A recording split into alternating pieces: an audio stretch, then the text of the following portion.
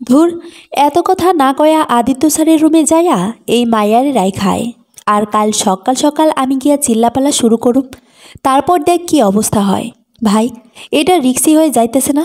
Sir জানতে পারলে আমগরে গিলা খায় লাইব। করলে কর, না করলে সর, পেঁচাল পারিস না। বহুত সহ্য করছি আর না। উক্ত কথাটি বলে শাওন তার বন্ধুদের দিকে তাকালো। বন্ধুরা গায়গই করলেও পরে তার কথাতে একমত হলো। তারপর নিজেদের মধ্যে গোপন আলোচনা সেরে পরিকল্পনা অনুযায়ী কাজ করে সরে পড়ল সেখান থেকে। তখন বাজে রাত 2টা। লং জার্নি করে এসে ক্লান্ত হয়ে সকলে জলদি ঘুমিয়ে পড়েছে। ছেলে ও মেয়েদের জন্য আলাদা রুমের ব্যবস্থা করা হয়েছে। 5 দিনের সফরে ঢাকা থেকে বান্দরবনে এসেছে তারা। যদিও কলেজ কর্তৃপক্ষ এত দূর আসতে রাজি হচ্ছিল না। পরে অনেক রিকোয়েস্ট করে এসেছে, কিন্তু আসার পথে বেঁধেছে আরেক বিপত্তি। মেয়ের তুলনায় ছেলেদের সংখ্যা বেশি হয়। ছেলেদের বাসে 6 জন ছেলের বসার জায়গা ছিল না। সেই 6 জন মেয়েদের বাসের পেছনে সিটে বসেছিল। 2 জন স্যারকে সেই বাসের ছাত্রছাত্রী দেখাশোনার দায়িত্বে রাখা হয়েছে। আর 2 জন স্যার হচ্ছেন আদিত্য স্যার ও সাব্বির স্যার। দুজনেই জয়েন করেছেন মাস 2 হচ্ছে। সাব্বির স্যার খুব মজার মানুষ হলেও আদিত্য স্যার স্বল্প, উনি অতিরিক্ত কথা বলেনও না, আবার বলা পছন্দও করেন না। অথচ সাব্বির স্যার আর আদিত্য স্যার নাকি ছোটবেলার বন্ধু। এই বিপরীতমুখী মানুষ বন্ধু হয় কিভাবে তা বোধগম্য হয় না কারণ। আদিত্য স্যার থাকায় কেউ মজা করতে পারছিল না। এখানে অন্য স্যাররা থাকলে এতক্ষণ উড়াধুরা গান বাজিয়ে নেচে গিয়ে আনন্দ করত সবাই। মন মতো আনন্দ করতে না পারায় কেউ গল্প করছিল, কেউ বসে ফোন কল করছিল, কেউ বা ঘুমাচ্ছিল। সবার কাছে বোরিংয়ে জার্নি। তখন পেছনের ছেলেগুলো স্যারদের সামনে দেখে সিগারেট জ্বালিয়ে চুপি চুপি টানতে শুরু করলো। সেই সিগারেটের গন্ধে হঠাৎই মেধা কেসে উঠে গলগল করে বমি করে ফেলল। সে একদল সিগারেটের গন্ধ সহ্য করতে পারে না। তার উপরে মাইগ্রেনের সমস্যার কারণে এতক্ষণ কাপটি মেরে বসেছিল। প্রচণ্ড বমি পাচ্ছিল কতক্ষণ থেকে। মাইগ্রেনের ব্যথা বাড়লে তার একাধিকবার বমি হয়, কাহিল হয়ে যায় পুরো শরীর, চোখ দিয়ে ঝরতে থাকে অশ্রুধারা। বসে থাকার পর থেকে ব্যথা ধীরে ধীরে বাড়তে শুরু করছে। যত সময় যাচ্ছে নিয়ন্ত্রণ হারাচ্ছে নিজের প্রতি। তার উপরে লাইটের আলো, গাড়ির শব্দ আরও বিরক্ত লাগছে। এতক্ষণ এক টুকরো লেবু মুখে রেখে সে নিজেকে কন্ট্রোল করছিল, কিন্তু সব প্রচেষ্টার বৃথা গেল সিগারেটের গন্ধ নাকে এসে। মেধার বমি বন্ধ হচ্ছিল না দেখে নাতাশা ঘাবড়ে গিয়ে স্যারদের ডাক দেয়। তার ডাক শুনে সাব্বির নাতাশার সিটের কাছে এসে জিজ্ঞাসা করে সমস্যা হচ্ছে নাকি। তখন সে খেয়াল করে একটা মেয়ে জানালার বাইরে মাথা বের করে অনবরত বমি করছে। ততক্ষণে আদিত্য ড্রাইভারকে জলদি বাস থামাতে বলে দিয়েছে। বাসও থেমে গেছে, নয়তো দুর্ঘটনা ঘটতে পারে। তাছাড়া চলন্ত বাসে মাথা বের করে রাখা রিস্ক। ততক্ষণে মেধা নেতিয়ে পড়ে সিটে হেলান দিয়ে 2 চোখ বন্ধ করে নিয়েছে। তখন আদিত্য পানি এনে মেধাকে চোখে মুখে পানির ঝাপটা দিতে বলে তাতে একটু ভালো লাগবে। মেধা বোতল হাতে নিলেও নড়ার শক্তি পেল না, সেভাবেই রইল। তখন নাতাশা পেছনে বসা ছেলেদের দেখিয়ে বলল, স্যার, পেছনের ছেলেগুলোকে প্লিজ বলুন, প্লিজ। এই কথা শুনে আদিত্য ভ্রুকুচকে ছেলেগুলোর দিকে একবার তাকিয়ে নাতাশাকে বলল, কেন, কি করেছে তারা? নাতাশা এবার সাহস করে বলে দিল, ছেলেগুলো পেছনের সিটে বসে সিগারেট টানছে, মুখে কেমন শব্দ করছে, টিওজও করছে। ইঙ্গিতে কথা বলে দৃষ্টি আকর্ষণ করার চেষ্টা করছে। মেয়েদের ড্রেস নিয়েও কী সব আলোচনা করছে। মালটাল বলে কাকে যেন সাইজ টাইজ বলে কখন থেকে হাসাহাসি করছে। সত্যি কথা, এভাবে বলে দেওয়াতে ছেলেগুলোর মুখ চুপসে গেল। ততক্ষণে বাকিরা উকিঝুঁকি মেরে ছেলেগুলোর চেহারা দেখতে শুরু করেছে। নাতাশার কথা শুনে সাব্বির চট ছেলেগুলোর দিকে এগিয়ে গেল। আদিত্যের রাগ ভালো না, তাকে এদিকে আসতে না দেওয়াই উত্তম। সাব্বির স্যারকে দেখে ছেলেগুলোর মধ্যে তেমন প্রতিক্রিয়া দেখাও গেল না। তারা সিনা টান করে পূর্বের মধ্যেই দাঁড়িয়ে আছে। তখন কণ্ঠে বিরক্ত এনে সাব্বির স্যার বলল, এটা সিগারেট খাওয়ার জায়গা। ছেলেগুলো জবাবে টু শব্দ করল না দেখে সাব্বির নিজেই বলে উঠল, সবাই কান ধরে সরি বলো। এ কথা শুনে একটা ছেলে দাঁত বের করে হেসে বলল, স্যার, মেয়েদের সামনে বলছি যে আমাদের একটা প্রেস্টিজ আছে না। কথাটা শুনে আদিত্য সেখানে দাঁড়িয়ে বেশ কড়াভাবে জবাব দিল, প্রেস্টিজের কথা আগে মনে রাখা উচিত ছিল না? তাছাড়া ইফটিজারের প্রেস্টিজ থাকা যা, না থাকাও তা। বাই দ্য ওয়ে, আমাদের উপস্থিতিতে টিচ করার সাহস কোথায় পেলে? এই সাহস আমাদের সামনে দেখাও দেখি। আমিও পরখ করি কত ইঞ্চি বুকের পাটা তোমাদের। কি হলো দেখাও, নয়তো এই মুহূর্তে তোমাদের লিগ্যাল গার্জিয়ানকে কল করা হবে। এ কথা শুনে ছেলেগুলো নিজেদের মুখ চাওয়াচাই করে নতমস্তকে দাঁড়িয়ে রইল। কারণ আদিত্যের ব্যাপারে তাদের ধারণা আছে, তাই বিপরীতে কিছু না বলাই উত্তম। এই ঘটনা এখানেই সমাপ্ত করা প্রয়োজন। নয়তো সত্যি সত্যি সাফার করতে হবে। তখন ছেলেগুলো একে একে কান ধরে বিনয়ীভাবে সরি বলল, মুখে স্বীকার করলো তারা ভুল করেছে আর এমন করবে না। তাদের অনুতপ্ত হতে দেখে আদিত্য লাস্ট ওয়ার্নিং ছুড়ে দিল। তারপর নাতাশার কাছে গিয়ে মেধাকে একবার দেখে বলল, মেডিসিন খেয়ে ঘুমাও, ঘুমালে ঠিক হয়ে যাবে। এই কথা বলে তারা নিজেদের সিটে গিয়ে বসে পড়ল। বাসও পুনরায় চলতে শুরু করলো। নিশুতি রাতে বাস চলছে আপন গতিতে। রাতের আকাশে মস্ত বড় চাঁদ। এখন বাসের লাইট অফ, জানালার পর্দা অনবরত উঠছে, ভুরভুর করে ঢুকছে বেহায়া বাতাস। বাসের অনেকেই তখন ঘুমে কাদা। এদিকে মেধা মাথার ব্যথায় ছটপট করছে, কিছুতেই ঘুম আসছে না। নিঃশব্দে ঝরছে অশ্রুফোঁটা। তার নাকসহ পুরো মুখটা লাল হয়ে উঠেছে। সে মুখে ওড়না গজিয়ে ফুপিয়ে ফুপিয়ে কাঁদছে। নাতাশা কানে ইয়ারফোন গজিয়ে ঘুমিয়ে পড়েছে। এই মেয়েটা ভীষণ ঘুম কাতরে, যে কোনো পরিস্থিতিতে চট করে ঘুমিয়ে পড়ার অভিজ্ঞতাও তার আছে। মেধার অল্প একটি পানি পান করলো। পেটের মধ্যে খুব গুলাচ্ছে বোধ হয়, আবার বমি হবে। বাসের সবাই ঘুমাচ্ছে, এখন বমি করলে সবার ঘুমের ডিস্টার্ব হবে। এ কথা ভেবে মেধা আল্লাহকে স্মরণ করে জোর করে ঘুমানোর চেষ্টা করলো। কিন্তু 5 মিনিট, 10 মিনিট, 15 মিনিট করতে করতে 1 ঘন্টা পেরিয়ে গেলেও ঘুম এলো না। সে চোখ খুলে চাঁদের দিকে তাকিয়ে রইল। না, আসলেই ভালো তো এমন কষ্ট পেতে হতো না। তাড়াহুড়োয় মাইগ্রেনের ওষুধ নিতেও ভুলে গেছে। ওষুধ খেয়ে ঘুমালে এতক্ষণে ব্যথা থেকে মুক্তি পেত। এখন দাঁতে দাঁত চেপে ব্যথা হজম করা ছাড়া উপায় নেই। এসব ভেবে আফসোস করছিল মেধা। তখন বাসের মধ্যে লাইট জ্বলে উঠল। হঠাৎ লাইটের আলো চোখে পড়াতে ভ্রু কুচকালেও চোখ খুলল না। সে বরং চোখের উপর এক হাত দিয়ে রাখল। তখন পুরুষালী গম্ভীর এক কণ্ঠ তার কানে ভেসে এলো, হেডেক কমেনি তোমার? মেধা চোখ খুলে দেখে সামনে আদিত্য স্যার দাঁড়িয়ে আছে, যেটা সে কল্পনাও করেনি। এই নাকুচু স্যার কিনা খোঁজ নিতে এসেছে, ভাবা যায়। নিজের ভাবনা দেখে সে নিজেই বিরক্ত হলো। ছাত্র ছাত্রীদের দেখে রাখার জন্যই তো ওনাকে এখানে রাখা হয়েছে। দায়িত্ববোধ থেকে খোঁজ নিচ্ছে, অবাক হওয়ার কিছু নেই এখানে। তাই সে মাথা নাড়ালো, অর্থাৎ কমেনি। তখন স্যার একটা ওষুধ এগিয়ে দিয়ে খেতে নিতে বলল, এটাতে নাকি দ্রুত কাজ হবে। মেধা ওষুধ নিয়ে খেতে গেলে আদিত্য বেশ বিরক্ত হয়ে বলল, কিছু খেয়ে খাও। মেধা জানালো কিছু খেলেই বমি হয়ে যাচ্ছে, কোনো খাবারই পেটে থাকছে না। এই কথা শুনে আদিত্য নিজের ব্যাগ থেকে স্যালাইন এনে গুলিয়ে মেধাকে দিল। তারপর খাবার খেয়ে ওষুধ খেতে ঘুমাতে বলল। আদিত্যের কথা শুনে মেধা ঠিক তাই করল। একটু পরে তার চোখে ঘুম নেমে এলো। সে সত্যি সত্যিই ঘুমিয়ে পড়ল। আদিত্য তার সিটে হেলান দিয়ে মস্ত বড় 4টার দিকে তাকিয়ে আছে। কেন জানি তার দু চোখেও ঘুম নেই, অস্থির লাগছে ভীষণ। পাশে সাব্বির ভুসভুস করে নাক ডেকে ঘুমাচ্ছে। সে আরও একবার লাইট জ্বালিয়ে সবাইকে দেখে নিয়ে মেধার দিকে এগিয়ে গেল। মেয়েটা এখন গভীর ঘুমে মগ্ন। তারপর সে নিজের সিটে বসে পুনরায় 4টার সৌন্দর্য অবলোকন করতে লাগলো। একটু পরে ড্রাইভার রবি ঠাকুরের একটা গান ছাড়লো। গান বাজছে মৃদু ভয়েসে। এ পরিবেশের সাথে খাপ খাই গেছে গানটা। আদিত্য গান শুনতে শুনতে চোখ জোড়া বুঝে নিল।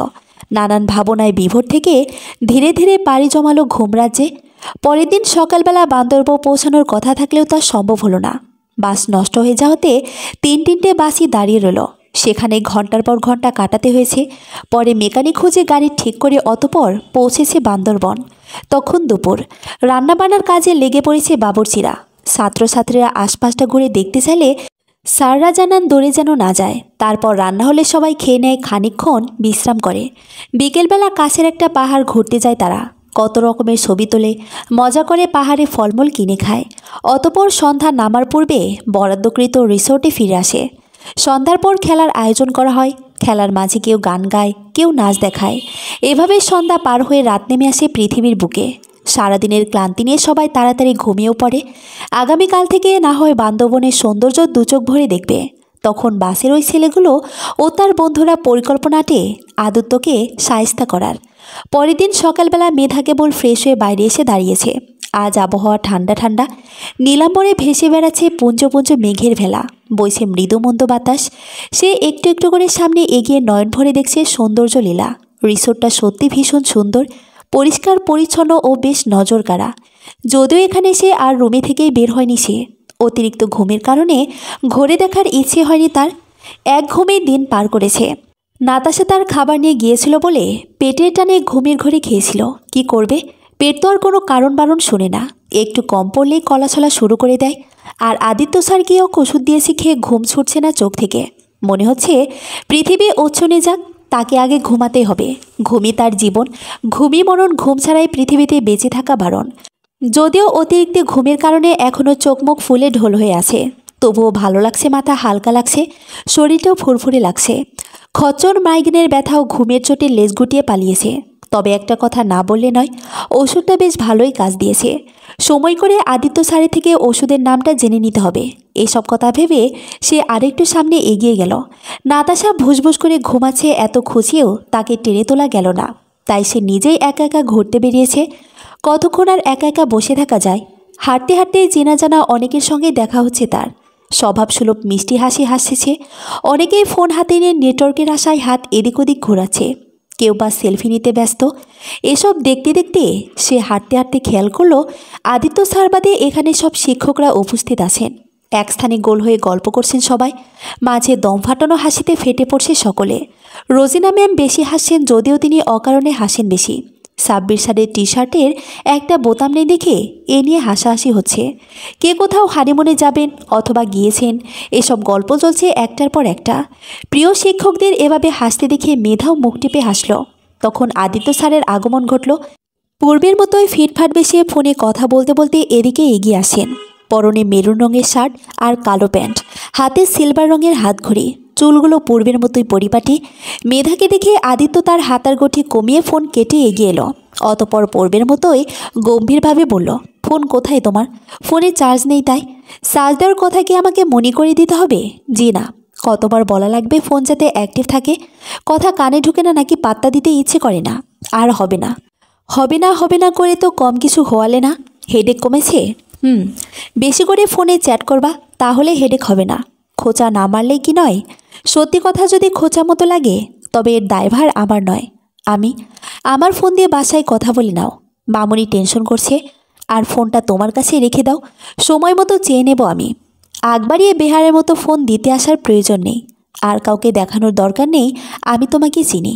কথা বোঝা গেল নাকি আবার বলতে হবে? লোকে দেখলে কি হবে? লোক দেখলে কি হবে তা তুমি ভালো করেই জানো। এসবের ধার ধারে না আদিত্য। আচ্ছা। অতপর আদিত্য সেখান থেকে চলে গেল। আর সে আনমনে ফোন অন করতে স্ক্রিনে ভেসে উঠল চেনা এক রাজপুত্রের ছবি। সেই রাজপুত্র আর কেউ নেই, স্বয়ং আদিত্য, যাকে সে বর্তমানে স্যার বলে ডাকে, স্যার হিসেবে সম্মান করে। এখন তার পূর্বের ডাকটা ভাটা পড়েছে। পুরনো সম্পর্কে তিক্ত দূরত্ব বেড়েছে। ফিকে হয়ে গেছে খুনসুটিগুলো। কলেজের কেউই জানে না তারা পূর্ব পরিচিত। কোনো একটা সময় তাদের মধ্যে মিষ্টি মধুর এক সম্পর্ক বিদ্যমান ছিল, যদিও এখন নেই, তাই ভেবেও লাভ নেই। এসব পুরনো কথা ভেবে সে পুনরায় সেই ছবিটি দেখে মুচকি হাসল। আদিত্যের বাসার ছাদে ছবিটি তোলা, এবং ছবিটি তুলেছিল সে নিজেই। আর এই লোকটা বরাবরই গোছালো, তবে ভীষণ একগুঁয়ে স্বভাবের। যখন যা বলবে তাই করেই ছাড়বে। এই যেমন বর্তমানে সে নিজের অফিস ছেড়ে হঠাৎ সিদ্ধান্ত নিয়েছে শিক্ষকতা করার। অথচ সে একজন সফল বিজনেসম্যান। নিজের বিজনেসটা দাঁড় করিয়েছে অনেক পরিশ্রম করে। তাছাড়া সে যতটুকু জানে এই নিয়ে আদিত্যের বাসায় অশান্তিও হয়েছে, এখনও হচ্ছে। আদিত্যের বাবা দুটো অফিস সামলাতে না পেরে হিমশিম খাচ্ছেন। রাগে দুঃখে উনি আদিত্যের সঙ্গে কথা বলা বন্ধ করে দিয়েছেন। আদিত্যের ছোট ভাই আমান পড়াশোনায় ব্যস্ত। সে অফিসের আশেপাশেও ঘেঁষে না। কিছু করার কথা বললে সে বলে, আমি ছোট মানুষ, এসব বুঝি না। আদিত্যের মা সীমা বেগম, উনি থাকেন মর্জি মতে। যখন যা ইচ্ছে তাই করেন উনি। 2 সপ্তাহে যাবৎ ঘটকালি শুরু করেছেন। এক প্রকার জেদ দেখিয়ে ঘটকালিতে নেমেছেন তিনি। আর সেই ঘটকালি করেছে নিজে বড় ছেলের জন্য। রূপবতী মেয়েরা সহ তাদের মায়েদের নামও ফোন নাম্বার লিস্ট করেছেন। ছেলে বাড়ি ফিরলেই উনি বিয়ের কাজ সেরে ফেলবে। অথচ আদিত্য নিজের সিদ্ধান্তে অটল। সে বাড়ি যাবে না, কলেজও ছাড়বে না। আর মেধা আদিত্যের ব্যাপারে এত কিছু জেনেছে কারণ তারা না প্রতিবেশী। পুরনো কথা ভেবে মেধা চাপা দীর্ঘশ্বাস ছেড়ে আদিত্যের ফোন থেকে ওর বাসায় কল দিল। রোজকার মতো ফোন ধরেই তার মা ফ্যাসফ্যাস করে কেঁদে কথা বলছেন। বাবা নাকি কেবল অফিসে গেছে, আর একটু আগে কল দিলে বাবার সঙ্গে কথা বলতে পারত। বাবা নাকি এতক্ষণ তার কলের অপেক্ষাই করছিল। এ কথা শুনে মেধার মনটা ভীষণ খারাপ হয়ে গেল। না জানি বাবা কত কষ্ট পেল। ফোনে চার্জ দিয়ে বাবার সঙ্গে একটু পরেই কথা বলে নেবে। তারপর সে আর কিছুক্ষণ কথা বলে কল কেটে চুপ করে বসে রইল।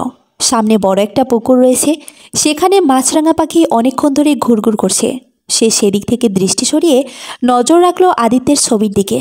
সে কি জানে কলেজে তাকিয়ে নিয়ে কত কানাঘোষা হয়। তার ড্যাসিং লুক আর পার্সোনালিটি দেখে কপোকাত হয় কত মেয়ে। এমনকি সে মেয়েদেরকে ক্লাস করাবে না কথা ঘোষণা হওয়ার পর কত মেয়ে নিরাশ হয়েছে সেটা জানে, হয়তো জানে।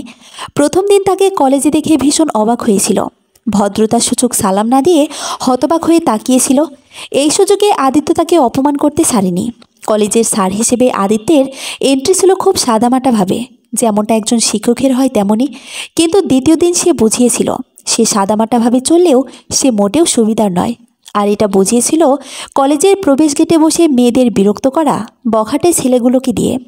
যদিও সে প্রথমে সুন্দর করে বলেছিল এখানে যাতে না বসে, কিন্তু ওর কথা গুরুত্ব না দিয়ে বখাটেগুলো পাওয়ার দেখাতে থাকে। মেরে গুম করে দেব হ্যানত্যান বলে ভাষণ দিতে থাকে। এদিকে তারও ক্লাসের সময় হয়ে যাচ্ছে, তাই বেশি পটর পটর করা ছেলেকে দুটো থাপ্পড় দিয়ে বলে, এবার কি করবি করে দেখা। তারপর ছেলেগুলো রেগে রাজনৈতিক এক নেতাকে ডাকে আদিত্যকে মারার জন্য। পরে নেতা সে দেখে আদিত্যের বড় মামির ভাই সে। অতপর সে নেতায় বখাটেগুলোকে ইচ্ছে মতো শাসিয়ে গেটে বসতে নিষেধ করে দিয়েছে। পরে এই নিয়ে কানাঘোষা হলেও ব্যাপারটা এমনিতেই চেপে গেছে। এভাবে বেশ কিছুদিন চলতে থাকে। তারপর আদিত্য জানায় সে আর মেয়েদের ক্লাসই করাবে না। কিছু কিছু মেয়ে ভীষণ জ্বালাতন করে তাকে। প্রমাণসহ দেখানোর কারণে কলেজ কর্তৃপক্ষ বিবেচনা করে শুধু ছেলেদের ক্লাস শিক্ষক করেছে তাকে। এই তো এভাবে দিন চলতে চলতে আদিত্যের আসা 2 মাস পেরিয়েছে। কলেজে পেরিয়ে 5 মিনিট হাঁটলেই আদিত্যের বাসা। এখানে আদিত্য আর সাব্বির ভাড়া থাকে। কলেজের যাতায়াতের সুবিধার জন্য বাসাটা নেওয়া। কলেজের স্যার হলেও তাদের কথা হয় না বললেই চলে। ওর খোঁজ না পেয়ে আম্মু এক প্রকার বাধ্য হয়ে আদিত্যকে কল করেছে বিধায় কথা হয়েছে, নতুবা আদিত্যও কথা বলার আগ্রহ দেখায় না। আর ওরও প্রয়োজন পড়ে না, কি দরকার যে অপমানিত হওয়ার। সে এখন দূরের মানুষ দূরেই থাক। এভাবেই তার দিন পেরিয়ে যাবে, সময় ফুরিয়ে আসবে। আফসোসের ঘরে তালাবদ্ধ করেছে অনেক আগে। যেদিন থেকে মানুষ চিনতে শিখেছে, সত্য মিথ্যার পার্থক্য বুঝেছে। আর এসব বুঝেছে বলেই ঢাকা এসে একা থাকছে। জেদ এত দূরে টেনে এনেছে, মনোবল বাড়িয়েছে শতগুণে। নয়তো সেই আদরিনী মেধা ঘরকুনো হয়ে ঘরে পড়ে থাকত। চট্টগ্রামের মেয়ে হলে সে বর্তমানে থাকছে ঢাকায়। কলেজের পাশেই নবীনা নামের একটা হলে থাকছে সমাজ যাবৎ। খাওয়ার সমস্যা হলেও মানিয়ে নিয়েছে নিজেকে। প্রথম কষ্ট হলেও সব সয়ে নিয়েছে। হিসেব করে চলতেও শিখেছে। পরিস্থিতি আর আত্মসম্মান আস্থাকে বড় বানিয়ে দিয়েছে। নিজেকে তুচ্ছ ভাবাও ছেড়ে দিয়েছে অনেক আগে। বাবার একমাত্র মেয়ে হওয়াতে বাবা কখনো এতদূর রাখতে রাজি নন। উনি চান মেয়ে চট্টগ্রামে থাকুক, নিজের বাসায় নিরাপদে থাকুক, সেখানকার কলেজে পড়াশোনা করুক, নিজের ক্যারিয়ার গড়ুক, ভালো থাকুক। কিন্তু মেধার জেদ সে ঢাকাতে থাকবে আর এখানে থেকেই পড়াশোনা করবে। বাসায় তার দম বন্ধ লাগে, কষ্টে দুমড়ে মুচড়ে যায় প্রতিনিয়ত সে। বুকটা জ্বলে অসহ্য এক যন্ত্রণায়। এসব কথা তো আর কাউকে বলতে পারে না সে, তাই পড়াশোনার অজুহাতেই দূরে পড়ে থাকে।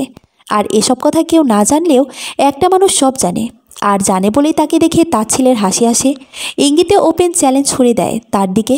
মেধা যখন বসে বসে নিজের ভাবনায় বিভোর ছিল, তখন নাতাশা দৌড়ে এলো। বড় করে হাঁ করে পরপর নিঃশ্বাস নিয়ে বলল, আদিত্য স্যার নাকি পার্সোনালভাবে নিজের জন্য একটা রুম বুক করেছিল। গত রাতে সেই রুমে একা রাত্রি যাপনও করেছেন। কে নাকি দেখেছে স্যার তার রুমে একটা মেয়েকে ঢুকিয়েছে। এই নিয়ে এখন ঝামেলা হচ্ছে। ওঠ চল দেখি কি অবস্থা। কয়লা ধুইলেও ময়লা যায় না, কথাটা কিন্তু একদম সত্যি, তাই না রে? কী সব আবল তাবল বকছিস তুই? এখন ওর চল আমার সাথে। না যাব না আমি, ভালো লাগছে না আমার। আশ্চর্য, যেখানে সবাই দাঁড়িয়ে মজা নিচ্ছে সেখানে তুই যাবি না বলছিস? চল না। এ কথা শুনে মেধা কিছুক্ষণ থেমে তার ছেলের হাসি এসে বলল, যাব না কারণ এই ঘটনা আমি জানি। গতরাতে মেয়েটিকে আমি ওনার রুমে ঢুকতে দেখেছি। এ কথা শুনে নাতাশা চোখ বড় বড় করে তাকিয়ে রইল। তার বিশ্বাস হচ্ছে না আদিত্য স্যার এরকম। দেখে তো মনে হয় কত ভালো মানুষ, অথচ তলে তলে এসব করে বেড়ান। ছি, ভাবতেই ঘৃণা লাগছে উনি একজন শিক্ষক। তারপরও কেন জানি মন সায় দিচ্ছে না। নাতাশাকে মন খারাপ করতে দেখে মেধা ঘাসের ওপর আরাম করে বসে বলল, তোকে একটা সিক্রেট বলি। আদিত্য স্যার আমার পূর্ব পরিচিত। একটা সময় স্যারদের বাসায় আমরা ভাড়া থাকতাম। সিরিয়াসলি? যেহেতু চিনিস তাহলে জানার কথা উনি আসলে কেমন। তোর কি মনে হয় উনি আসলে এমন জঘন্য কাজ করতে পারে? মানুষ যেমন মরণশীল তেমনি স্বভাব পরিবর্তনশীল। কিছু কিছু মানুষের স্বভাব কয়লার মতো শতবার ধুলেও লাভ হয় না। তারা অন্যকে কাঁদিয়ে সুখ পায়, যেন অন্যের কাঁদানোর মাঝে তার সুখ লুকায়িত। স্বার্থপরা এসব করে, তবুও দেখ বেলা শেষে তারাই ভালো থাকে। সাতার মাথায় এসব কি বলছিস? তোর কথার আগামাথা কিছুই বুঝছি না আমি। এই দাঁড়া দাঁড়া, তুই কি আদিত্য স্যারকে ভালো টালো বাসতি নাকি? তোর কথাগুলোতে এমন অভিমানে ঠাসা কেন? কী রে বল? আশ্চর্য, ওনাকে ভালোবাসতে যাব কেন? পৃথিবীতে কি ছেলের অভাব? ভাড়াটিয়া হিসেবে দূর থেকে যতটুকু চেনার ততটুকুই চিনি। এ কথা শুনে নাতাশার কথা বাড়ালো না, চট করে দাঁড়িয়ে মেয়েদার হাত ধরে টেনে নিয়ে যেতে থাকলো। ওদিকে শিক্ষকগণ, আদিত্যকে স্টুডেন্টরাও ঘিরে দাঁড়িয়ে আছে, তাদের চোখে জানার কৌতূহল। মাঝে মাঝে কেউ কেউ প্রশ্ন ছুড়ে দিচ্ছে আদিত্যের দিকে। আদিত্য সবার প্রশ্ন শুনে এখনও একটাও জবাব দেয়নি। সবার প্রশ্ন করা শেষ হলে সে আরাম করে বসলো। তারপর অদূরে দাঁড়িয়ে থাকা শাওনকে ডেকে আসতে সামনে বলল। শাওন এসে দাঁড়াতে আদিত্য তাকে জিজ্ঞাসা করলো, তুমি দেখেছো আমার রুমে একটা মেয়েকে ঢুকতে? মেয়েটা কি ব্ল্যাক শাড়ি পরা ছিল? সম্ভবত, ঠিক মনে পড়ছে না আমার। ও আচ্ছা, তাহলে শোনো আমি বলছি। আমার রুমে একটা নয় বরং 3টে মেয়ে এসেছিল, আর তারা সবাই ছিল জিন্স আর শার্ট পরেছিল। শুধু তারাই না, 2জন সার্ভেন্টও এসেছিল। এ কথা শুনে মেহবার স্যার পথ খুঁজে পেয়ে প্রশ্ন ছুড়ে দিলেন, আপনি এসেছেন পিকনিকে, মেয়ে নিয়ে ফুর্তি করতে নয়? কেন মাঝরাতে 3টে মেয়ে আপনার রুমে আসবে? এখানে কি আপনি শুধু সুপুরুষ আর আমরা কাপুরুষ? আমাদের কাছে না এসে আপনার কাছে কেন গেল, তাও মাঝরাতে? একজন কথা বললে তার কথা শেষ না করা অবধি ওয়েট করাও একটা ভদ্রতা। যাই হোক, আমি কিন্তু আবার পুরো কথা শেষ করিনি। আর আমি সুপুরুষ কিনা এর গল্প না হয় আপনাকে আলাদাভাবে শোনাবো, তখন যাচাই করে দেখবেন আমি আসলে কি। এই কথা বলে আদিত্য উঠে দাঁড়িয়ে শাওনের শার্টের কলার ঠিক করে সজোরে এক থাপ্পড় বসিয়ে দিল। থাপ্পড়ের শব্দে নীরবতায় ছেয়ে গেল চারিপাশ। শাওন বাম গালে হাত দিয়ে হতবাক হয়ে তাকিয়ে আছে।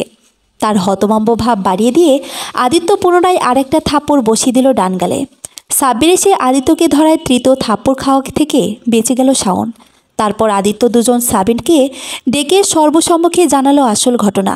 গতরাতে সত্যি সত্যি তার রুমে 3টে মেয়ে প্রবেশ করেছিল, তবে সে রুম বুক করার আগে মেয়ে 3টি ওই রুমে ছিল। হঠাৎ করে জরুরি তলবে তারা রুম ছেড়ে চলে যায়, আর আদিত্য এসে প্রবেশ করে রুমটাতে। তখন তাড়াহুড়োয় একজনের হাতে ডায়মন্ডের রিং ড্রয়ারে রেখে চলে গিয়েছিল। পরে খেয়াল করে হাতের রিং নেই। তখনই বাস থেকে ছুটে আসতে আসতে রাত হয়েছে। মেয়েটারও মনে পড়ছিল না ঠিক কোথায় রেখেছিল রিংটা। রুমের দরজা খোলা বিধায় অনেকে যাওয়ার সময় তাকাচ্ছিল এদিকে।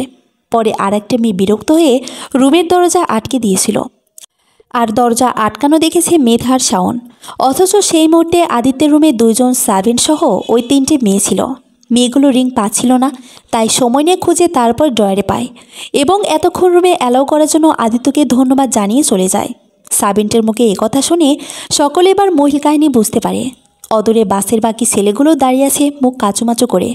তখন আদিত্য তাদের উদ্দেশ্যে বলল, তোমরা আমার স্টুডেন্ট, অন্যায় করলে শাসন করার অধিকার আমার আছে। বাসের ওই ঘটনার কারণে তোমরা আমাকে ফাঁসাতে চেয়েছিলে, কারণ তোমাদের শাসন করেছিলাম। এর জন্য একটা মেয়েকে সেন্সলেস করে আমার রুমে খেয়ে আসতেও চেয়েছিলে, যাতে সকলের সামনে আমাকে অপদস্থ করতে পারো। আদিত্যের এই কথা শুনে শাওন সহ তার বন্ধুদের মুখ শুকিয়ে গেল। এ কথা আদিত্যের জানার কথা না, তাহলে শাওন ওর বন্ধুদের দিকে তাকালে বন্ধুরা না করলো, অর্থাৎ তারা কিছুই বলেনি, এ ব্যাপারে কিছু জানেও না। ওদের ভয়ের তো মুখ দেখে তখন আদিত্য হেসে জানালো, তোমরা যেখানে বসে পরিকল্পনা করেছিলে তার বিপরীত পাশে আমি বসেছিলাম। গাছ আর পিলারের কারণে হয়তো দেখতে পাওনি, তবে এটা জঘন্য একটা কাজ করেছ। এর শাস্তি অবশ্যই পাবে, আর সেটা দেব কলেজ কর্তৃপক্ষ। এখানে আর কোনো সমস্যা চাচ্ছি না, আমি আছি তো আর একদিন। এ কথা বলে প্রিন্সিপালের দিকে একবার তাকিয়ে স্থান ত্যাগ করলো আদিত্য। প্রিন্সিপাল হচ্ছে আদিত্যের বড় মামা। উনি জানেন ভাগ্নের রাগ সম্পর্কে, তাই ছেলেগুলোকে জানালেন ফিরে গিয়ে উপযুক্ত শাস্তির ব্যবস্থা করা হবে। সঠিক প্রমাণের ভিত্তিতে আদিত্য নিরপরাধ সাব্যস্ত হলো। উপস্থিত স্টুডেন্টরা আসল কাহিনী বুঝে শাওনকে ধিক্কার দিতে দিতে চলে গেল। তারপর স্যারদের তত্ত্বাবধানে বান্দরবনের কিছু কিছু পর্যটক এলাকা বেড়ানো হলো, দেখা হলো, জানা হলো এবং খাওয়া হলো। আনন্দ উল্লাসে কেটে গেল আরও 2টো দিন। তারপর তারা ঢাকায় ফিরে কর্মব্যস্ত জীবনে পুনরায় ব্যস্ত হয়ে পড়ল। দিন চলতে থাকলো রুটিন মাফিক। এর মধ্যে আদিত্য আর মেধার দেখা হলে কথা হয়নি, চোখাচোখি হলেও দুজনে দ্রুত দৃষ্টি সরিয়ে নিত। বান্দরবনে একটা জায়গা ঘুরতে গিয়ে মেধা মাটিতে আদিত্যের ফোনটা রেখে অদূরে দাঁড়ানো সাব্বিরকে জিজ্ঞাসা করেছিল ফোনটা তার নাকি। তখন সেখানে আদিত্য উপস্থিত ছিল। সে অবশ্য কিছু বলার আগে সাব্বির মেধার থেকে ফোন নিয়ে তার হাতে ধরিয়ে দেয়, জানায় ওটা আদিত্যের ফোন, অসাবধানতায় পড়ে গেছে হয়তো। সেদিনও আদিত্য মেধাকে কিছু বলেনি, তবে যে কারণে ফোনটা রাখতে গিয়েছে তার উদ্দেশ্য সফল হয়নি। মেয়েটা পূর্বের মতোই জেদি আছে, হাতে ধরে কিছু না বোঝালে বুঝতেই চায় না। এদিকে প্রিন্সিপালের অনুমতি নিয়ে বেশ কয়েকজন স্টুডেন্ট আদিত্যের কাছে প্রাইভেট পড়তে শুরু করেছে। ধীরে ধীরে স্টুডেন্ট সংখ্যা বাড়লেও মেধা কখনোই পড়তে আসবে না কথা তার অজানা নয়। এজন্য সন্ধ্যার দিকে হাঁটার নাম করে সে মেধার হলের দিকে গিয়েছিল। ভাগ্যক্রমে মেধা তখন ওষুধ আনতে বেরিয়েছিল। ভরদুপুরে কলেজ থেকে ফেরার পথে ফুচকা খেয়ে নাতাশার পেট খারাপ হয়েছে। মিনিটে মিনিটে বেচারি পেট ধরে ছুটছে ওয়াশরুমের দিকে। একটু পরে বেরিয়ে এসে আহাজারি করে গালি দিচ্ছে ফুচকাওয়ালাকে। অবস্থা খারাপ দেখে সে এসেছে ওষুধ আর স্যালাইন নিতে, নয়তো অবস্থা গুরুতর হতে বেশিক্ষণ লাগবে না। তবে এভাবে আদিত্যের সামনে পড়ায় একটু ঘাবড়ে যায় সে। তখন আদিত্য বলে, সারাদিন ঘুরেও পেট ভরেনি, সন্ধ্যার পর বাইরে কি ওষুধ আনতে গিয়েছিলাম। কার? নাতাশার। ও আগামীকাল থেকে পড়তে যাবে আমার কাছে। কেন? আমি বলেছি তাই? আপনি বললেই শুনতে হবে? না শুনলে হলে থাকা হারাম করে দিব, একেবারে আমার বেডরুমে নিয়ে গিয়ে তুলব। আশা করছি আমাকে পুনরায় পুরনো কাসুন্দি ঘেটে কিছু বলতে হবে না। সমস্যা কি আপনার? আপনি সবসময় কেন এমন করেন? কি করেছি আমি? কি কারণে আমার পেছনে পড়ে আছেন? ভালো আছি, সহ্য হচ্ছে না আপনার? সব ছেড়ে ছুঁড়ে চলেই তো এসেছো। তাহলে আগামীকাল বিকাল 4টায় যেন আমার বাসায় দেখি। এখন রুমে যাও। আদিত্য তার কথা শেষ করে ঘুরতে যাবে। তখন মেধা অশ্রু বেচা চোখে তাকিয়ে কম্পিত কণ্ঠে বলল, তুমি কি আজীবন স্বার্থপরই থেকে যাবে আদিত্য? অনেকদিন পর তুমি ডাক শুনে আদিত্য থমকে গেল। পিছু ফিরে নিরুত্তর হয়ে চেয়ে রইল অশ্রুসিদ্ধ নেত্রে তাকিয়ে থাকা এক অভিমানীকে, যার কথার ভাজে ভাজে নীরব অভিমান ঝরে পড়ছে, যার চোখে স্পষ্টভাবে ভেসে উঠেছে এক আকাশসমান অভিযোগ, যার ঠোঁটের কোণে তাচ্ছিল্যপূর্ণ হাসি। সেই অভিমানীকে নিয়ে জবাবের আশায় তাকিয়ে থাকতে দেখে আদিত্য চমৎকার হেসে বলল, নিজের জিনিস আদায়ের ব্যাপারে আমি বরাবরই স্বার্থপর ছিলাম, আছি আর থাকব। তুমি আদৌ আমার ছিলে না। তোমার মনকে জিজ্ঞাসা করো, মন যতটুকু জানার ততটুকুই জানে, তার প্রয়োজন নেই। তবে শুধু শুধু আমার সুখ নিয়ে টানাটানি করছো কেন? আমি ভালো আছি দেখে সহ্য হচ্ছে না? নাকি আমি না মরা অবধি শান্তি দিবে না? অধিকার ছেড়ে স্বেচ্ছায় সরে গেছি, এবার অন্তত স্বস্তির শ্বাস নিতে দাও। প্রাণ খুলে বাঁচো। তুমি খুব স্বার্থপর একটা মেয়ে, তা কি জানো? জানো না তাই না? তবে এখন জেনে নাও, তুমি খুব খুব স্বার্থপর, যে সর্বদা নিজের কথা ছাড়া অন্যের কথা ভাবতেও পারে না। এ কথা শুনে মেধার ঠোঁটে তাচ্ছিলের হাসি ফুটে উঠল, নেত্রজোড়া ছলছল করে উঠল অশ্রু জলে। তা দেখে আদিত্য ভ্রুকুচকে কিছু বলতে গেলে মেধা উল্টো পথ ধরে হাঁটা আরম্ভ করল। আদিত্য ডাকল না, সেও চলে গেল বাসার পথ ধরে। রাগে তার শরীর জ্বলছে। মেয়েটাকে 2 থাপ্পড় দিতে পারলে রাগটা বোধহয় কমতো। দিন দিন বড্ড জেদি হয়ে যাচ্ছে, না তাকে কিছু বলতে দিচ্ছে আর না নিজেদের দূরত্ব কমাচ্ছে। এভাবে চলতে থাকলে কিভাবে হবে? শুধু আর অহেতুক রাগ আর জেদের কারণে কতগুলো মানুষ শুধু শুধু কষ্ট পাচ্ছে। এসব ছেলে মানুষের মানে হয়? ওদিকে মেধা সিঁড়ি বেয়ে তরতর করে উপরে উঠছে, তার চোখের পানি ঝরছে অঝোর ধারায়। তখন তার ফোনে মেসেজ টোন বেজে উঠল। পরপর 4টা মেসেজ আসায় কৌতূহলবশত মেসেজ ওপেন করে দেখল আননোন নাম্বার। তবে মেসেজে লেখা সময় শেষ। পরের মেসেজটা দেখার আগে তার বান্ধবী নাতাশাকে দৌড়ে নিচে নামতে দেখা গেল। নাতাশা ওকে দেখে কাঁদতে কাঁদতে জানালো মেধাকে এক্ষুনি হল ছাড়তে হবে, হল কর্তৃপক্ষের আদেশ এসেছে। হঠাৎ এমন আদেশ আসায় নাতাশা অবাক হলে মেধা স্থির, স্বাভাবিক, মুখের রাস শব্দটুকু নেই, ঠোঁটে তাচ্ছিলের হাসি বিদ্যমান। তাদের কথা শেষ হতে না হতেই একজন সিনিয়র সহকারী এসে মেধাকে সব গুছিয়ে নিতে বলল। মেধা দীর্ঘশ্বাস ফেলে রুমে গিয়ে ব্যাগ গুছিয়ে নিয়ে বেরিয়ে এলো। ভর সন্ধ্যা তাকে বের হতে দেখে নাতাশা পিছু পিছু আসতে গেলে বারণ করে দিল। তারপর রিক্সা নিয়ে চলে গেল বাস স্ট্যান্ডে। সেখানে পৌঁছে টিকিট কেটে উঠে বসল নির্ধারিত বাসে। খানিকক্ষণ পরে বাঁ হাতে হ্যাঁচকা টান লাগায় চমকে উঠল, পাশ ফিরে তাকালো। পাশেই আদিত্য দাঁড়িয়ে আছে রাগান্বিত চেহারায়, যেন তাকে গিলে খাবে। তখন আদিত্যের ফোনে কল আসায় সে রিসিভ করে বলল, পেয়েছি, সঠিক সময়ে জানানোর জন্য থ্যাঙ্কস। তারপর কথা শেষ করে মেধাকে কিছু বলার সুযোগ না দিয়ে বাস থেকে হিড়হিড় করে টেনে বের করলো। মেধা হাত ছোটাতে গেলে আদিত্য হাতের বাঁধন আরও শক্ত করে ধরল। এভাবে পাবলিক প্লেসে মেয়েটাকে টান হ্যাঁচকা করতে দেখে 3 জন ভদ্রলোক বাধা দিতে গেলে আদিত্য বলল, সামান্য ব্যাপারে বউ রাগ করে চলে যাচ্ছে, বর হিসেবে তাকে আটকানো আমার গুরুতর দায়িত্ব। আপনারা কেউ ভুল বুঝে অহেতুক সময় নষ্ট করবেন না প্লিজ। আদিত্যের কথা শুনে লোকগুলো সরল না, বরং তাদেরকে ঘিরে ধরল। একটা ছেলে বাহাদুরি করে আদিত্যের শাটেল করার ধরার আগেই মেধা তার হাত ধরে ফেলল। ছেলেটা ভ্রুকুচকালেও কিছু বলতে পারল না। কারণ মেধা হাত ধরে যা বোঝানোর বুঝিয়ে দিয়েছে। তারপর আদিত্য মেধাকে নিয়ে অন্য বাসে উঠে বসলো, কারণ সেও যাচ্ছে চট্টগ্রাম। গল্প যেখানে শুরু সেখানেই সমাপ্তি টানা উত্তম। মেধা মাথা নিচু করে তার হাতের দিকে তাকিয়ে আছে। আদিত্য এখনও ওর হাত ধরে সিটে হেলান দিয়ে মুখের দিকে তাকিয়ে আছে, হয়তো কিছু বলতে যাচ্ছে, বোঝাতে চাচ্ছে। মেধা আদিত্যের সঙ্গে কথা বলা তো দূর, তাকালো না।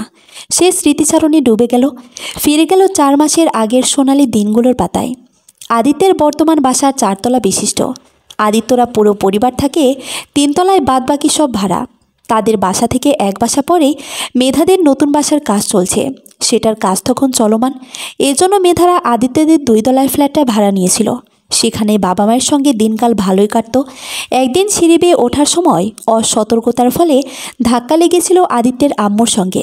আদিত্যের আম্মু চোখ মুখ কুঁচকে বিরক্ত হলে কিছু বলতে পেরেছিলেন না, কারণ তার সঙ্গে তার বাবা ছিল। ভদ্রতার খাতিরে সে সরিও বলেছিল, কিন্তু কেন জানি সেদিনের পর থেকে ওনার সঙ্গে দেখা হলে মুখটা থমথম করে ফেলতেন। সালাম দিলে বিরক্তির সঙ্গে জবাব দিতেন, কখনো কখনো না শোনার ভান ধরে সালামের উত্তর নিতেন না। তারপর থেকে সেই ওই মহিলাকে এড়িয়ে যেত। হঠাৎই একদিন 3 তলা থেকে উচ্চ শব্দে পুরুষালী কণ্ঠের সঙ্গে কাঁচ ভাঙার শব্দ ভেসে আসে। বাসাওয়ালার ফ্ল্যাট, এই জন্য কেউ সাহস করে যায় না। সিঁড়ি অবধি গিয়ে ফিরে আসে, কারণ অভদ্র মহিলা নাকি 2টো ছেলে আছে। বড়টা নাকি আরও বেশি অভদ্র, বেদব। এমন তেমন হলে অপমান করতেও ছাড়ে না। এসব শুনে মেধারা কিছু না বললেও পরের দিন সকালে ওই দাপুটে মহিলা মেধাদের বাসায় তেড়ে আসে। চিৎকার চেঁচামেচি করে জানিয়ে যায় একের পর এক অভিযোগ। ওনার প্রথম অভিযোগ, মেধা ওনার ছেলে আদিত্যকে চিঠি দেয়। দ্বিতীয় অভিযোগ, মেসেঞ্জারে মেসেজ দিতেই থাকে, কলের পর কল করে সময়ে অসময়ে। কখনো কখনো রাস্তায় নাকি একে ধরে বলে আদিত্য নাকি তার বয়ফ্রেন্ড। এছাড়াও একদিন আদিত্যের বন্ধুর রেস্টুরেন্টে আদিত্যের নামে টাকা বাকি রেখে পালিয়ে এসেছে। এসব শুনে মেধা মাথায় হাত দিয়ে বসে আছে। ওনার প্রতিটা কথা তার মাথার ওপর দিয়ে যাচ্ছে। পুরো বিল্ডিংয়ের মানুষ তখন তাদের ফ্ল্যাটের সামনে উপস্থিত হয়েছে। আম্মুর চেঁচামেচি শুনে আদিত্যও সিঁড়ি বেয়ে নেমে এসেছে। সে দাঁড়িয়ে থেকে আগে শুনল তার আম্মুর চিৎকারের কারণ। যখন দেখল যা ঘটছে ভুল হচ্ছে, তখন তড়িঘড়ি এগিয়ে এসে তার আম্মুকে থামালো। তারপর জানালো সে যার কথা বলেছে সে এই মেধা নয়, তার ছোট ভাই আমানের বন্ধুর বোনের নামও মেধা। সেই মেধা তাকে বিরক্ত করে। আদিত্যের কথা শুনে আদিত্যের মায়ের মুখটা চুপসে গেল। তবে ভদ্রমহিলা সরি তো বললই না, গটগট করে হেঁটে চলে গেল। আদিত্য মেধার বাবা মাকে সরি বলে কিছু মনে না করার অনুরোধ করল। তারপর থেকে মেধা ওই মহিলার পুরো পরিবারকে এড়িয়ে চলত। তবে মাঝে মাঝে আদিত্যের সঙ্গে দেখা হতো, চোখাচোখি হতো। একদিন ঝড় বৃষ্টির দিনে রিক্সা পাচ্ছিল না দেখে দোকানের সামনে দাঁড়িয়েছিল। ভিজে জবজবে হয়ে বেহাল অবস্থা তার। তখন বাইক থামিয়ে আদিত্য তড়িঘড়ি করে আশ্রয় নিয়েছিল সেই দোকানে। চেনা জানা হয়েও অচেনার মতো পাশের মানুষটাকে এড়িয়ে যাচ্ছিল নিখুঁতভাবে। তখন আদিত্যই বলল, কোন কলেজে পড়ো? মেধা জবাব না দিয়ে বৃষ্টির মধ্যেই হাঁটতে শুরু করে। অভদ্র মহিলাটাই এমনিতেই সেদিন চাইছে বলে গেছে। কোনোভাবে যদি জানতে পারে রাস্তায় ওনার ছেলের সঙ্গে কথা বলেছে, তবে আর রক্ষা নেই। কিন্তু তাকে অবাক করে দিয়ে আদিত্য তার পিছু পিছু হাঁটতে লাগলো। মাথার ভেজা চুলগুলো ঝাড়া দিয়ে বলল, ভালো লেগেছে তোমায়, ঘরণী হবে আমার। কি আশ্চর্য, চেঁচাচ্ছ কেন? পৃথিবীতে যদি একটা ছেলে অবিবাহিত থাকে, বিয়ে করার জন্য, তবু আপনাকে বিয়ে করব না আমি। আর আপনার দাপটে আম্মুর জন্য আপনার বউ টিকবে না দেখে নিন। বাড়তি কথা না বলে আমার কথার জবাব দাও। মাথা মোটা নাকি? বাংলা বুঝেন না? আপনার সঙ্গে প্রেম কিংবা বিয়ে কোনোটাই করব না। সোজা সাপটা বলেছি, এবার বুঝলেন নাকি? পুনরায় রিপিট করব, প্রেম কিংবা বিয়ে কোনোটাই করবে না বললেও নিয়তিতে ছিল অন্য কিছু। ওই বদ মেজাজি ছেলেটার প্রেমে পড়েছিল সে। ভালোবেসেছিল মনের অন্তঃস্থল থেকে। স্বপ্নে বনেছিল নানান জল্পনা কল্পনার তুলি টেনে। এড়িয়ে এড়িয়ে চলতে চলতে মন হারিয়ে ফেলেছিল ওই গোমরা মুখর প্রতি। তখন একবারও ভয় হয়নি ওনার আম্মর। উনি যখন জানবে তখন কি হবে, কিভাবে নেবে ব্যাপারখানা? পরোয়া করেনি বাবা মায়ের সম্মানের। চুপি চুপি দেখা করা, ঘুরতে যাওয়া, রাতে ছাদে দেখা করা, রাত জেগে ফোনে গল্প করা ইত্যাদি। এসব মিলিয়ে ভালোই চলছিল দিনকাল। কিন্তু একদিন মাঝরাতে মেধা আবদার করে সেই মুহূর্তে সে দেখা করবে। আদিত্য প্রথমে নাকচ করলেও পরে রাজি হয়ে ছাদে যায়। ততক্ষণে মেধা ছাদে পৌঁছে যায়। সেই মুহূর্তে 4 তলার এক ভদ্রলোক ডিউটিতে যাওয়ার জন্য পায়ে বোট পড়ছিলেন। পেশা উনি পুলিশ সদস্য। ওনাদের ফ্ল্যাটের দরজা সিঁড়ির কাছাকাছি সিঁড়ি, এই জন্য কে যাচ্ছে না যাচ্ছে সব দেখা যায়। এত রাতে প্রথমে মেধা, তারপর আদিত্যকে এদিক ওদিক ঘুরিয়ে যেতে দেখে উনি আড়ালে চলে যান। তারপর ওনার স্ত্রীকে ডেকে একথা জানান। সত্য মিথ্যা যাচাই করতে স্ত্রীকে সঙ্গে নিয়ে ছাদে উঁকি মেরে আসেন দুবার। ওনাদের সন্দেহ ঠিক হওয়াতে দুজনের সলা পরামর্শ করে আদিত্য এবং মেধার পরিবারকে ডেকে জাগিয়ে তোলে। একে একে জানান পুরো ঘটনা। অতপর দুই পরিবারের সদস্য ছাদে গিয়ে দেখে ওরা দুজন বসে আছে ছাদের ধার ঘেঁষে। হঠাৎ ওনাদের আগমনে মেধা ভয় পেয়ে খামচে ধরে আদিত্যের বাঁ হাত। হট্টগোল শুরু হলো পুরো বিল্ডিং জুড়ে। এক একজন এক এক রকম অভিমত ছুড়ে থাকতে তাদের মতে। ওনাদের অভিমত শুনে মেধা মুখ লুকিয়ে কাঁদতে থাকে। তখন আদিত্যের মা মেধাকে হ্যাঁচকাটানে সামনে নিয়ে সজোরে এক থাপ্পড় বসিয়ে দেন। আদিত্য মেধাকে নিজের কাছে টানতে গেলে বাদ সাজে মেধার মা। এভাবে তর্ক বিতর্ক চলতে থাকলে অনেক সময়। একটা সময় একজন বলেন, এরা যখন রাত বিরেতে দেখা করে না জানি তাদের সম্পর্কটা কত গভীর। তাছাড়া জানাজানি হয়ে গেছে, যখন তখন এদের বিয়ে দেওয়া শ্রেয়, নয়তো এরা কখন কি ঘটিয়ে ফেলে। এ কথা শুনে তাদের পরিবার দ্বিমত পোষণ করলেও কাজ হয় না। এক পর্যায়ে আদিত্যর মা বিশ্রী ভাষায় গালাগালি দিতে থাকে মেধাকে। আদিত্য কোনোভাবে তার মাকে থামাতে পারছিল না, তাকে কিছু বলতে দেওয়া হচ্ছিল না। রাত তখন 3টা। মাঝরাতে চিৎকার চেঁচামেচি না করে সকালে বিচার হবে ঠিক করে সকলে প্রস্থান করেন। তবে আদিত্যের মা আদিত্যের দিকে তাকিয়ে বলে যান, তোমার রুচি এত নিম্নমানের কল্পনাও করিনি, যোগ্যতা বলেও কিছু আছে। এ কথা শুনে মেধা মাথা নিচু করে কাঁদতে থাকে। মেধার মা বাবা অপমানের নীরবে অস্ত্র ঝরিয়ে স্থান ত্যাগ করে। পরদিন সকালে আদিত্যের চটপাটে বিচার বসানোর সাহসও করে না কেউ। তবে মেধারা তার পরদিনই বাসা ছেড়ে চলে যায়। এ কথা আদিত্য ঘূর্ণাক্ষরেও টের পায় না। সেদিনের পর সে মেধার সঙ্গে যোগাযোগ করতেও পারে না। এভাবে কিছুদিন পর জানতে পারে মেধা ঢাকায় চলে গেছে, আর তার বাবা মা চট্টগ্রামে অবস্থানরত। ঢাকায় নতুন করে কলেজে ভর্তি হয়ে পড়াশোনায় মন দেয় সে। তবে আদিত্যের সব খবরই তার কানে আসে এবং হঠাৎ একদিন আদিত্যের আগমন ঘটে তার কলেজে। যদিও পরে জেনেছে আদিত্যের আপন মামা এই কলেজের অধ্যাপক। সেই সঙ্গে আদিত্য নাকি জরুরি ভিত্তিতে মাত্র 3 মাসের জন্য শিক্ষকতা করবে। এছাড়া সে একজন সফল ব্যবসায়ী। নিজের প্রতিষ্ঠায় বন্ধুদের সঙ্গে শেয়ারে একটা ব্যবসা শুরু করেছিল। প্রথম ধাপে লস প্রজেক্ট হলেও বাবার সাহায্য পেয়ে ধীরে ধীরে পৌঁছে গেছে অনেক দূরে।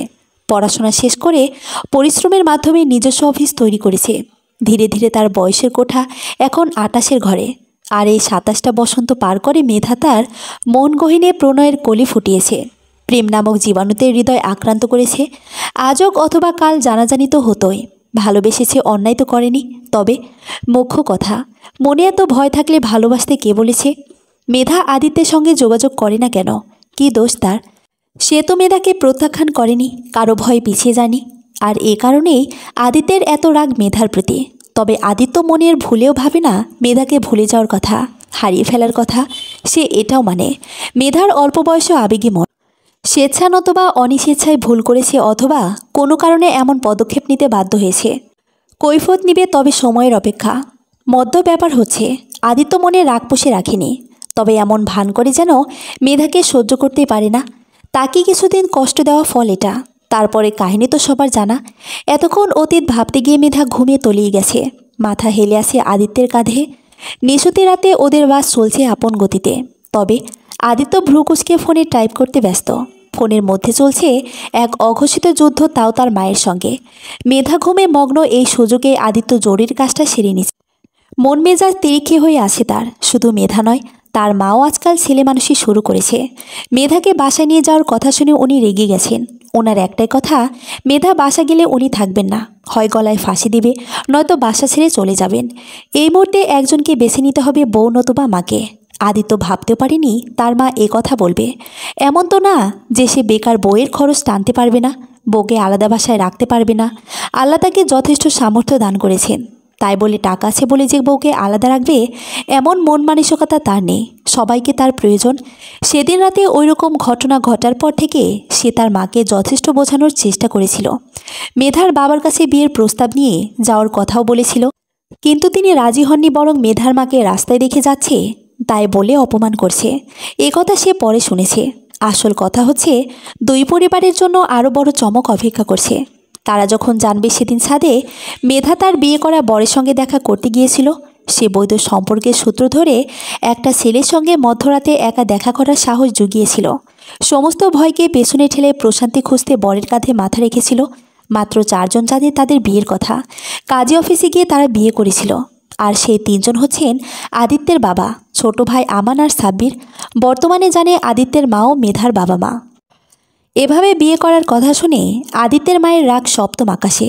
ওনার কথা, যে মেয়ে একা একা পরিবারকে না জানিয়ে বিয়ে করতে পারে সেই মেয়ে ভালো হতেই পারে না। এমনিতেই উনি মেধাকে দেখতে পারেন না, তার উপরে এত বড় স্নেহা ওনার ছেলেকে ভুলিয়ে ভালিয়ে বিয়েও করে নিয়েছে।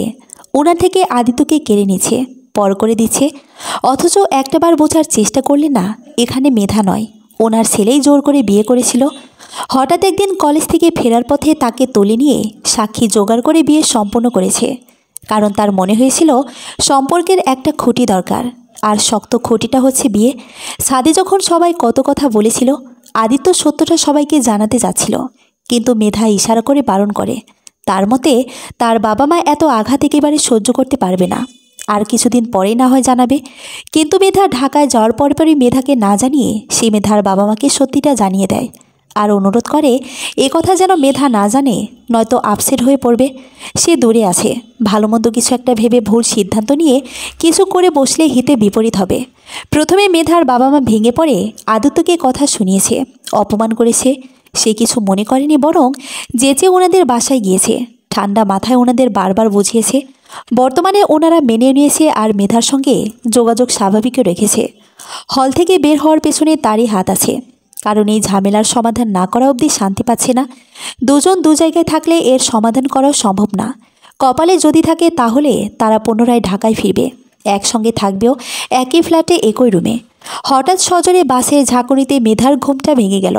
পড়ে যাওয়ার আগেই আঁকড়ে ধরল আদিত্যের বুকের শার্ট। তবে আদিত্য ধরনী পূর্বের মতো চোখ জোড়া বন্ধ করে সিটে হেলান দিয়ে বসে আছে। তবে অনুভব করেছে মেধার স্পর্শ। মেয়েটাকে ভীষণ ভালোবাসে সে, অথচ মেয়েটা তাকে প্রচণ্ড কষ্ট দেয়। রাত জেগে কথা বলা অভ্যাস হয়ে গিয়েছিল তার। যখন মেয়েটার খোঁজ পাচ্ছিল না, তখন রাতে ঘুমাতেও পারত না ঠিকমতো। মনে হতো কী নেই কী নেই। রাত জেগে কাজ করলে মেধা ভিডিও কলে থেকে অপলক তাকিয়ে থাকতো, মাঝে মাঝে মিটিমিটি হাসত। একদিন জিজ্ঞাসা করেছিল, এভাবে রোজ তাকিয়ে থেকে কি দেখো তুমি? আপনাকে দেখি আর ভাবি। কি ভাবো শুনি? বলবো? রাগ করবেন না কিন্তু, ওকে? বলো। আপনাকে আমি প্রথম স্যাঁচরা ভাবতাম, বিশেষ করে যেদিন আমাকে আপনার মনের কথা জানিয়েছিলেন। মনের কথা জানালে কেউ ছেঁচড়া হয়? যাকে ভালোবাসি তাকে জানাবো না? না জানালে তুমি আমার হতে কি করে? এত মেয়ে থাকতে আমাকে কেন ভালোবাসলেন শুনি? ভালোবাসতে কারণ লাগে নাকি? কোনো কারণে ভালো লেগেছে, তাই ভালোবেসেছি। এভাবে কত কথা হতো তাদের মাঝে। এমনও হয়েছে কথা বলতে বলতে ভোর হয়ে গেছে। কখনো কখনো মেধা ঘুমিয়ে পড়তো কথা বলতে বলতেই। তখন আদিত্য মিটিমিটি হেসে তাকিয়ে থাকতো মেধার মুখের পানে। তবুও তার মন ভরত না, তৃষ্ণা মিটত না। সত্যি বলতে আদিত্য নিজেও জানে না কেন জানি মেধার নানান পাগলামিতে সায় দিতে তার ভালো লাগতো। এই যেমন রাত জেগে কথা বলা, ঝুম বৃষ্টিতে হাতে হাত রেখে হাঁটা, কলেজ ফাঁকি দিয়ে লুকিয়ে ঘুরতে যাওয়া, হঠাৎ করে দেখা করার আবদার করা, কথা না বলে ভিডিও কলে একে অপর দিকে তাকিয়ে থাকা ইত্যাদি। আদিত্যের বয়স অনুযায়ী এসব মানানসই না হলেও তার ভালো লাগে। আর ভালো লাগার বিশেষ কারণ ওর প্রিয় মানুষটার মুখের হাসি। এসব ভাবনার ছেদ ঘটল পুনরায় বাস ব্রেক করাতে। এবার বাসের অনেকেই খুব বিরক্ত হয়ে ড্রাইভারকে বকাবকি করতে লাগলো। বাচ্চা বুড়ো আছে বাসে, এভাবে ব্রেক কষে কেউ? বকা শুনে ড্রাইভার ঠিকভাবে বাস চালাতে লাগলো। মেধা ততক্ষণে নিজেকে সামলে নিয়ে সিটে বসে আর চোখে একবার আদিত্যের দিকে তাকালো। চোখাচোখি হওয়াতে সে দ্রুত দৃষ্টি সরিয়ে বাইরে তাকালো। সেটা দেখে আদিত্য হাসল, কিন্তু কেন জানি ক্ষণিকেই তার হাসি মিলিয়ে গেল। তখন থমথমে কণ্ঠে বলল, ঢাকায় গিয়েছিলে, আমার অনুমতি নিয়েছিলে? আপনার অনুমতি নিব কেন? কে আপনি? জানো না কে আমি? মনে করে দিতে হবে? এখনই মনে করার না গিয়ে বাসায় যাওয়া অবধি অপেক্ষা করবে? অসভ্যের মতো কথা বলছেন কেন? আমি আপনার কেউ না, বুঝেছেন? কেউ না। ধৈর্যের বাঁধ ভেঙ্গো না আমার, নয়তো। এ কথা শুনে মেধা নিশ্চুপ হয়ে শক্ত করে হাত মুঠো করে বসে রইল। পুরো মুখে কান্নার ছাপ, চোখের কোণে অশ্রুবিন্দু। সে কান্না আটকানোর বৃথা চেষ্টা করছে দেখে আদিত্যই বলল, ভালোবাসি বলেই ছাড় দেই। তার মানে এই না বারবার ছাড় পাবে? তুমি ছোট, বয়স অল্প, তবে বুদ্ধি প্রতিবন্ধী নয়। কাছো কেন তুমি? আমি বকেছি তোমাকে? সেদিন রাতে আমি বলেছিলাম দেখা করতে। আমি বিল্ডিংয়ের সবাইকে ডেকে নিয়ে গিয়েছিলাম ছাদে, নাকি ভয় পেয়ে তোমার হাত ছেড়ে দিয়েছিলাম, প্রত্যাখ্যান করেছিলাম? কোনোটাই করিনি। তবে তুমি কেন যোগাযোগ বন্ধ করলে? কেন এত কষ্ট করে তোমাকে খুঁজে পেতে হলো? বলো বলো আমায়, কেন এত হয়রান করলে আমাকে? কোন অপরাধে করলে? ঠিক, আপনি পরিকল্পনা করে আমাকে সবার সামনে খারাপ করেছেন। সেদিন সবাইকে জানিয়ে পরে ছাদে এসে নিজে সাধু সেজেছেন। আমাকে পছন্দের এ কথা জানালেই হতো। এত অভিনয়ের প্রয়োজন ছিল? বাস ভর্তি মানুষ আছে বলে বেঁচে গেলে, নয়তো থাপ্পড়ে ফাজলামি করা বুঝিয়ে দিতাম। পারেন তো শুধু তাই করতে। আমি তো নিজে থেকে এসব বলিনি। ওই পুলিশ আঙ্কেলের বউ নিজে একথা বলে গেছে। সেই সঙ্গে এটাও জানিয়েছে আপনি সব ভাড়াটিয়ার মেয়েদের সঙ্গে মেলামেশা করেন, প্রেমের ফাঁদে ফেলেন। তারপর ওইসব মেয়ে ভুলিয়ে ভালিয়ে টাকা হাতে নিয়ে নিজের ব্যবসা শুরু করেছেন। অসৎ পথে টাকা বিধায় প্রথমবার ব্যবসাতে লস হয়েছে। আর সেদিন ছাদে যা হয়েছে সবটা আপনার পরিকল্পিত। এ কথা শুনে বিশ্বাস করে যোগাযোগ বন্ধ করে ঢাকা চলে গেলে? বাহ, না। তবে আপনার মা বলেছিল আপনার সঙ্গে যোগাযোগ না করতে। যদি আমার বাবার রক্ত আমার শরীরে থাকে তাহলে যেন ভুলেও যোগাযোগ না করে। আর আমারও মনে হয়েছে আপনার পরীক্ষা নিতে, তাই। মেধার কথা শুনে আদিত্য রাগে দুঃখে কোনো কথা বলতে পারল না। দুজনের নিশ্চুপ হয়ে পুরো জার্নিটা সমাপ্ত করলো। পরের দিন সকালে বাস থেকে নেমে মেধা তার বাসার দিকে যেতে গেলে আদিত্য আটকে দিল। আমানের আনা গাড়ির দরজা খুলে ঠেলে ভেতরে ঢুকিয়ে দিল মেধাকে। সে কিছু বলতে গেলে কোনো কথা শুনল না আদিত্য। তারপর তারা বাসায় গেলে আদিত্যের মা চোটপাট শুরু করলেন। মেধাকে এখানে থাকতে দিবে না মানে দিবে না। তখন আদিত্য তার হাতের ব্যাগ রেখে ওর মায়ের রুমে গিয়ে একটা ওড়না খুঁজে এনে দেখিয়ে বলল, এই যে ওড়না, ওই যে সিলিং ফ্যান, আর এই জলজান্ত আমি। এখন তোমরা বলো, তোমরা ঝামেলা মিটাবা নাকি আমি সুসাইড করব?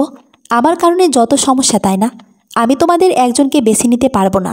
আমার তোমাদের দুজনকেই চাই। তোমরা যখন এক বাসাতে একসাথে থাকতেই পারবে না, তখন না হয় আমি মরে যাই। আদিত্যের কথা শুনে উপস্থিত সকলে হতবাক। ততক্ষণে সে ওড়না হাতে নিয়ে রুমে ঢুকে দরজা আটকে দিয়েছে। তার কথা এবং কর্মকাণ্ড বুঝতে সময় লাগলো উপস্থিত সকলের।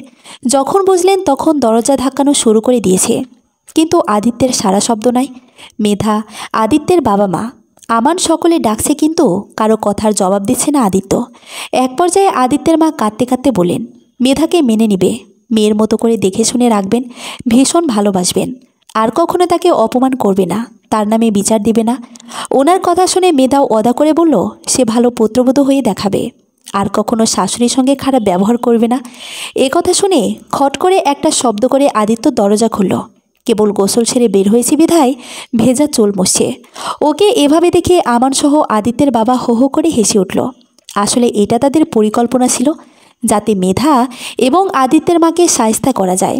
ছেলের অভিনয় দেখে উনি শব্দ করে কাঁদতে লাগলেন। তখন আদিত্য তার মাকে জড়িয়ে ধরে সুন্দর করে বুঝিয়ে বলল, তোমার ছেলে ছিলাম, আছি, আর তাই থাকবো। মা মায়ের জায়গায় আর বউ বউয়ের জায়গায়। তোমরা দুজন আমার কলিজায় স্থান দেওয়া মানুষ। তোমরা কেন বুঝো না? তোমরা ভালো থাকতে আমি ভালো থাকবো। একটা মেয়ে যেমন স্বামীর সন্তান দ্বারা পরিপূর্ণ হয় না, তেমনি একজন পুরুষ মানুষও মা এবং বউকে ছাড়া জীবনটা গোছাতে পারে না। সে পুরুষও অপূর্ণ থেকে যায়। তোমাদের দুজনকে আমার প্রয়োজন, খুব প্রয়োজন। আমো প্লিজ। মেধার ভুল ভ্রান্তিগুলো মার্জনা করে ওকে কাছে টেনে নাও না, আমার জন্য নাও। আমার মুখে হাসি ফোটাতে অন্তত নাও। তোমার ছেলে ভালো থাকা তার মধ্যে বিদ্যমান। তোমার ছেলে মেধাকে প্রচণ্ড রকমের ভালোবাসে। আম্মু, সে আমার বাঁচার কারণ, ভালো থাকার কারণ। ক্ষণিকের জন্য আদিত্যকে হারানোর ভয়ে ওনার বুক কেঁপে উঠেছিল। মনে হচ্ছিল ওনার কারণে ওনার ছেলে চিরতরে হারিয়ে যাচ্ছে। তাছাড়া তিনি জানেন আদিত্য প্রচণ্ড রাগী আর জেদি। সেদিন মেধারা বাসায় ছেড়ে চলে যাওয়ার পর সেও আর বাসায় ফেরেনি। এতদিন নিজের ফ্ল্যাটে একা থাকতো। উনি এতবার বলে কেঁদে ব্ল্যাকমেল করেও ফেরাতে পারেনি। আজ বাসায় ফিরল, তাও মেধাকে নিয়েই। এত সুন্দর করে বুঝিয়েও যখন কাজ হলো, তখন আদিত্য হাল ছেড়ে দিল। দীর্ঘশ্বাস ফেলে মেধার ব্যাগ হাতে ধরার আগে ওর মা বললেন মেধার বাবা মাকে খবর দিতে। উনি যেন এখনই এখানে এসে উপস্থিত হন। তারপর আদিত্যের বাবা মেধার বাবাকে কল করে বিনয়ীভাবে এখানে আসতে বলেন। সেই সঙ্গে এটাও জানালেন মেধা এখানেই আছে। ততক্ষণে মেধা প্রমাণসহ 4 তলার পুলিশের বউটা ফোনে তাকে কি বলতো না বলতো সব দেখালো আদিত্যকে। আদিত্য পুরো বিল্ডিংয়ের সবাইকে ডেকে নিজেকে নিরাপরাধ প্রমাণ করলো। এটাও বুঝিয়ে দিল মেধা তার জীবনে প্রথম মেয়ে, যাকে সে ভীষণ ভালোবাসে। এসব ঝামেলা শেষ করে মেধাকে নিয়ে বাসায় ঢুকে দেখে মেধার বাবা মা বসে আছেন। ততক্ষণে বড়রা বসে নিজেদের ভুল বোঝাবুঝি মিটিয়ে অনুষ্ঠানের ডেট ঠিকঠাক করছিল। কিন্তু বাদ সাধল আদিত্য নিজেই। অনুষ্ঠান করবে না সে, কোনোভাবেই তাকে বোঝানো গেল না দেখে বড়রা আজই আবার কাজে ডেকে বিয়ে পড়িয়ে দিলেন। পুনরায় তারা বাধা পড়ল বৈধ বাঁধনে। মেধা তার বাবা মাকে জড়িয়ে ধরে কান্না করে ক্ষমাও চাইল। ওনারাও সুখের মুহূর্তে মনের রাগঝাল ভুলে মেয়েকে ক্ষমা করে মন ভরে দোয়া করল। তারপর আগামীকালকে ওনাদের বাসায় যাওয়ার দাওয়াত দিয়ে অশ্রু ভেজা চোখ আর মুখে হাসি নিয়ে বিদায় নিলেন। সময় গড়ালো, বিকেল পেরিয়ে সন্ধ্যাও হলো। নিকষ কালো আধার ধীরে ধীরে আরও গাঢ় হতে থাকলো। আদিত্য এখন বাসায় নেই। সাব্বির এসেছে তার সঙ্গে দেখা করতে গেছে। মেধা শাশুড়ির কথা মতো গোলাপি রঙা শাড়ি পরে জানালার পাশে দাঁড়িয়ে আছে। তখন আচমকা এক স্পর্শে তার দেহ মনে কাঁপন সৃষ্টি করল। তখন কেউ ফিসফিস করে বলল, কারো অপেক্ষায় ছিলে? কই না তো। সত্যি? তাহলে আবার চলে যাই? এই না। হা হা হা।